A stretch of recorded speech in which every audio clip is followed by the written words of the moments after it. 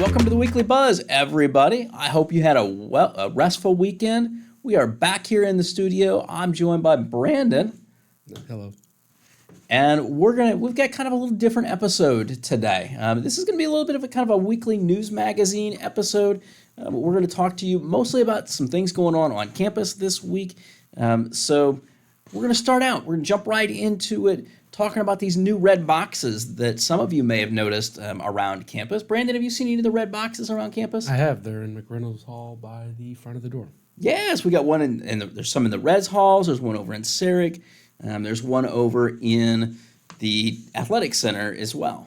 So these red boxes, do you know what they're about? Other than you've seen these kind of cool red boxes hanging up? No, I haven't seen anything. I don't know what I'm saying. I mean, they look like they're very important medically. Right. So they kind of got that medical kind of feel to them. And you're right, they are really important medically. These are part of Project Dawn and something we've been working with the health department on. And they provided us with these Nalox boxes, is what they're called. And these boxes are equipped with naloxone. A lot of people are getting kind of more familiar with naloxone. Have you heard of naloxone, Brandon? And kind of remember what that is? I have not. What is naloxone? Okay, so it is a life-saving medication that if somebody's having an opioid overdose, it can help actually reverse those effects and save their life. So Project Dawn, right? It's an acronym for deaths avoided with naloxone. And we know, this is something that's really important and has become more important, during the opioid crisis. I don't know if you've heard you've heard that kind of buzzword, the opioid crisis. I have. Yeah, lots of people been talking about it. More and more people struggling with opioid addiction and overdose. In Ohio in 2001, I believe the health department numbers show that there were roughly about 5,100 deaths from accidental overdose. So that's a lot. But here's the good news, kind of the flip side is with Project Dawn and kind of what they've been doing for a little while now, I think since about 15 or 16, they've been helping to educate and distribute naloxone to communities around Ohio. And just in 2001 alone, I gotta make sure I get my numbers right here. They distributed about 145,000 naloxone kits, which is a lot. And they estimate that they reversed opioid overdeath in about 20,000 individuals. So that's a lot. You think about, we've had a tragic number of about 5,000 in 2001 people pass away from opioid overdose. But through Project Dawn, 20,000 individuals had opioid overdose reversed. And we know how important that is in, saving a life and getting people into recovery and really the help that they need. So that's what we're doing with those red boxes. We've now a Project Dawn location. So if someone were to experience an opioid overdose here on campus, we would be able to help them. So what exactly does an opioid overdose look like? Okay, so that's a really good question. Like, how would I know? And, hopefully you don't come across anybody like that, but it's always a possibility, whether it's on campus or out in the community. And some of the signs that somebody could be experiencing an opioid overdose. Well, I can't say that word right. Opioid overdose is loss of consciousness. They could have slowed breathing, choking, smaller, it's kind of pinpoint pupils, pale blue color of skin, some slowed heart rate. Those are some of the common signs and symptoms. I encourage you, we've got some great trainings here on campus, and there's also some in the community. Please go through one of those trainings to kind of find out a little bit more. How do I know those signs? The good news, my understanding with naloxone is, if you administer it, the risk of harm, right? If I get it wrong and they're not having an opioid overdose, there's minimal risk with that. So that's the good news with it. You ever seen how it's administered? I have not. How exactly would you do So- that to a student? Okay, so if you find somebody, right, and maybe they're having these signs of overdose, first thing you want to do, almost always, right, is you want to call 911 if at all possible. And then, you can use one of these naloxone boxes. Have you ever seen the Afrin or kind of those nasal sprays? I have. Yeah, they look just like that now. It used to be And they've got still some that are kind of more of an injector needle, but that's not what we've got here. We've got this, like, it looks like an Afrin pump, and here's what you do. You lay them on their back, and 2 pumps right up the nose, right? Chick, chick, just like that. And then you put them in the recovery position. Done CPR or first aid, Brandon? I have not.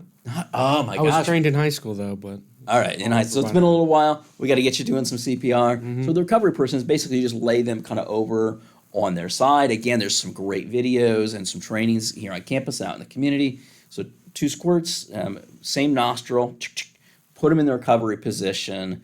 And if you haven't, and then kind of take a step back because it will bring them out of it most of the time.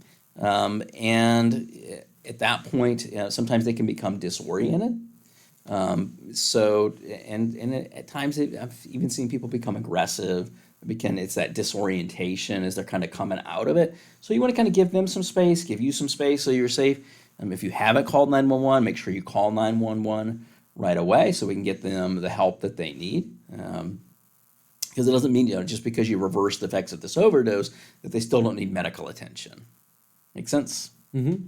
Okay. Questions about any of that, or is that seemed pretty straightforward?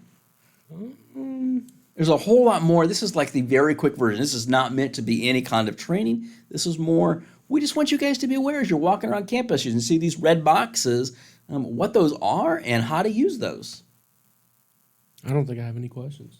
All right. Well, hopefully we don't have to use those, but if we do, now you kind of got a little bit of the lowdown of what those are and maybe a quick version of how to use them, but definitely go check out some trainings that we got, again, both here on campus and in the community. So that's one of the things we got happening around campus is those new Nalox boxes. So check those out. One of the other things we've got coming up is the Red Cross blood drive. We did this back in the fall. You guys remember we had Nancy from the Red Cross come in and she talked about the importance of giving blood and how to do that. And we've got another blood drive coming up this Wednesday morning, the 31st at 9 a.m. And that's going to be over in the Hubbard Banquet Hall, over in Sarek Hall. You ever done the blood drive? I have not. Oh my gosh, we got to get you out of your room a little bit more. Is it open to everybody? It is open to everybody, both on campus and community. I think there was about 10 spots remaining, so don't hesitate. I'll send out a link when we put this out so you can sign up for it. What stopped you from doing the blood drive? I didn't even know there was one last year, personally. Really? All right. So, I don't get out of my room much. all right. Is it like, are you afraid of needles, or are you kind of cool? Oh, no, with it, I'm like, fine with needles and shots, but all right. just never done a blood drive before. Usually we get paid for those where I'm from. So if there was free swag or the possibility of free swag, you might be enticed. Mm-hmm. Free stuff is always nice. Do you know what? If you donate blood by the end of January, you know what you're entered for a chance to win? Oh, it says Super Bowl tickets right Yes, it's Super Bowl tickets, like the ultimate free swag. Who would not like to go to the Super Bowl? Mm-hmm. I could get down with that for sure. Me too. All right. So Wednesday morning, 9 a.m., sign up. And I think you can even walk in and donate blood. You might have to wait a little bit. If you donate blood, I would expect it's normally going to take about a half hour, 45 minutes by the time to get you checked in, get the blood drawn, and you're out the door. But it's normally about half hour, 45 minutes. Not a really long process, but definitely a very needed and life-saving process. And who knows, maybe you're the lucky person that wins those Super Bowl tickets. Free tickets to the Super Bowl sounds pretty nice. That does sound pretty nice. What is your Super Bowl prediction? Now we know who's going to go. San Francisco versus the Chiefs. I watched the 49 versus Kansas back in, 2019, was it? It sounds right. It hasn't been that long ago. And I was a 49, or I was a Kansas fan back then. Kansas City fan back then? So I'm going to go with the 49ers because I don't like the Chiefs. They've done so. What got you off the Chiefs bandwagon? Well, I was only the fan for the Super Bowl, of course. You Oh, always got to okay. pick one of those All right. teams, you know? All right, they're Only a one. dramatically different team. They got a new quarterback. They got a new running back. Personally, I wanted the Ravens to beat the Chiefs. So. I've heard a lot of people that had that sentiment. I think people are kind of, Chiefs have been good for quite a while now. A lot of people are now rooting for San Francisco And what or about you? anybody but the Chiefs. What's your prediction? My prediction. See, I'm not rooting for the 49ers, but my prediction is the 49ers will win because I'm old and I grew up in the era with Joe Montana and Steve Young, and I watched those 49ers teams do me dirty every year in the Super Bowl. those were just machines, and I can't go against them. What do you think the score is going to be? Score? I couldn't even hazard a guess. I don't follow it that closely. I don't know. What's your prediction of the score? They've been throwing up like 30s, right? Like, seems like 35. Yeah, probably something like that. 30-14 is what I'm saying. Ooh, you're predicting that 49er defense is really going to shut down Pat Mahomes. Mm-hmm. All right. Well, here's your chance. Go donate some blood. Maybe get some tickets and watch that game from the sidelines. That would be pretty cool. I don't know if anybody from Defiance College is going to win it, but I sure would like to see that. And who knows? Maybe you'll be the lucky one to win those Super Bowl tickets here in just a couple weeks. What do they got? 2 weeks? Oh, I don't know. Something like that. Yeah, Normally it's somewhere like 2 about weeks 2 in weeks, between. yeah. All right. Hey, we've got another exciting thing kind of coming up. The Wellness Wednesdays. I really appreciate everybody joining in and participating in the Wellness Wednesdays. Last week we did the Hunt for Happiness. Had a lot of fun doing that. I got to tally up all the winners, so stay tuned. I will get the winners out and get you your munch money. But we've got something even more. I think it's going to be more fun this week. We're going to do a live cooking show. Actually, the Weekly Buzz is going to be there. We're going to be posting it out on YouTube. But we're going to test your cooking skills this week for Wellness Wednesday. We're going to see who can make the healthiest and tastiest smoothie. We were talking off air. You kind of like smoothies. You're a smoothie person? A little bit. I go to Smoothie King. When I'm Smoothie. back home, of course. See, we don't got Smoothie King here, but we got Tropical Smoothie, and I got a lot of students that seem to really like that Tropical Smoothie. Personally, I've never been there ever. Never been to the Tropical 4 Smoothie? years here, never. They got some good stuff. What do you put in your smoothies? I'm pretty basic, so I go with the strawberry and banana. Strawberry, banana. Can't go wrong. You like strawberries. So I like strawberries, but I'm not a big banana person. So I would select some different ingredients.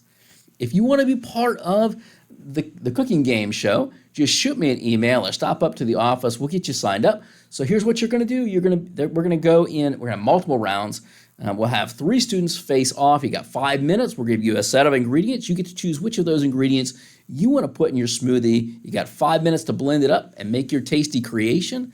And we're going to have our celebrity judges determine who made the healthiest and tastiest smoothie. Winner of that round will advance on to round 2, and you'll get a different set of ingredients. And we're just going to keep going until we got one winner crowned as the, I don't know, what we're going to call this game show, DC Top Chef. The DeFi Demon, of course. What'd you call it? The DeFi Demon. The DeFi Demon. Demon Chef, maybe? Yes. All right. I like that. That's kind of fun. So be on the lookout for Wednesday at noon over in Sarek in the dining hall. We're going to have a lot of fun and hopefully create some tasty smoothies as we kind of learn about how do we cook healthy, but also how do we have some fun here on campus. All right. Any closing thoughts, Brandon? You never said what your combination for a smoothie was. Oh, boy. You know what? I would go with a little bit of a plain yogurt base, Greek yogurt, not the regular yogurt. Okay. I'd toss me in some blueberries, and I might spice it up with a little kiwi in there. Kiwi, okay. I think I would. Never heard anybody say kiwi. I'm not going to go anything nasty. Like, I know some people, they'd be putting like avocado and spinach. I don't want any of that in my smoothie. Like, I get it, like, from a texture and maybe from a healthy kind of nutritional standpoint, but I'm going to shy away from that, I think. What type of people do you know, Mr. Knight? Sickos, apparently. Yeah, I feel that. All right, that's going to do it for this episode of the Weekly Buzz. Thanks for tuning in. Make sure you hit the like and the share button on YouTube or Spotify or wherever you get your podcast. We'll see you on Wednesday for DC's Top Chef, or what did you call it? The DeFi Demon. The DeFi Demon. DeFi Cooking. We got to come up with a better name for it. We'll see you Wednesday, folks. Bye.